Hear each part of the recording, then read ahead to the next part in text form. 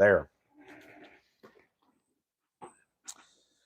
Verse 4, but let it be the hidden man of the heart, in that which is not corruptible, even the adornment of a meek and quiet spirit, which is in the sight of God of great price. 1 Peter chapter 3 and verse 8. A woman is to wear an ornament, but it is to be an ornament on the inside. The ornament is a gentle and quiet spirit. Now that was my wife was talking about Erica, um, Charlie Kirk's widow, tonight at our Monday night home church, and how that even though she is beautiful on the outside, she'd still be beautiful because she's beautiful on the inside.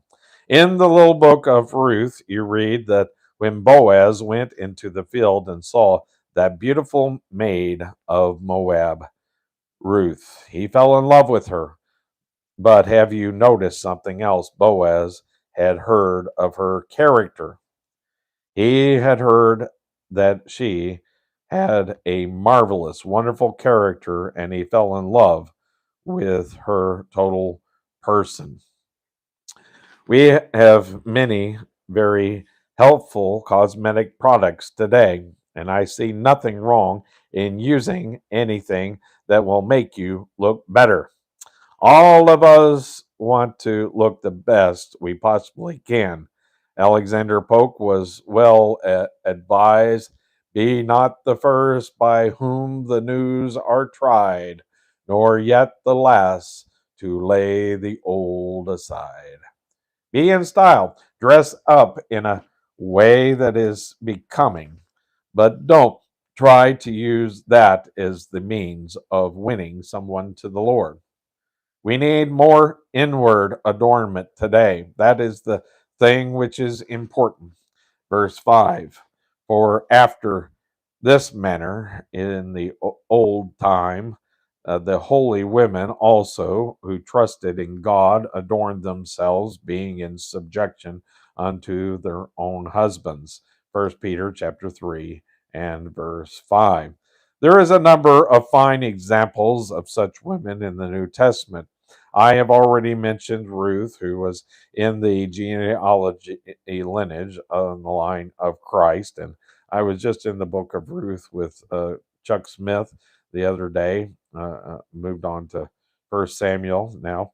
Uh, uh, we are also told that Rachel was a beautiful woman, and Jacob fell in love with her. She was the one bright spot in that man's life, which was a pretty dark life, by the way. Verse 6, even as Sarah obeyed Abraham, calling him Lord, whose daughters ye are, as long as ye do well, and are not afraid with any amazement. 1 Peter chapter 3 and verse 6. Remember, we had this verse with when Debbie Alexander taught precepts upon precepts. You can go back.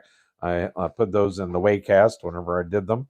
But this was one of the verses that we read in the New Testament when we were doing that in Genesis. I think it's chapter 12 through 18 or something like that. And so with that, Sarah was such a beautiful woman that several kings wanted her as a wife. And Abraham had a great problem in that connection. But she called Abraham Lord. She looked up to Abraham, and it is wonderful when a wife can look up to her husband. Now, Peter speaks to the husbands, verse 7. Likewise, ye husbands, dwell with them according to knowledge, giving honor unto the wife and unto the weaker vessel, and as being heirs together of the grace of life, that your prayer be not hindered. 1 Peter chapter 3 and verse 7.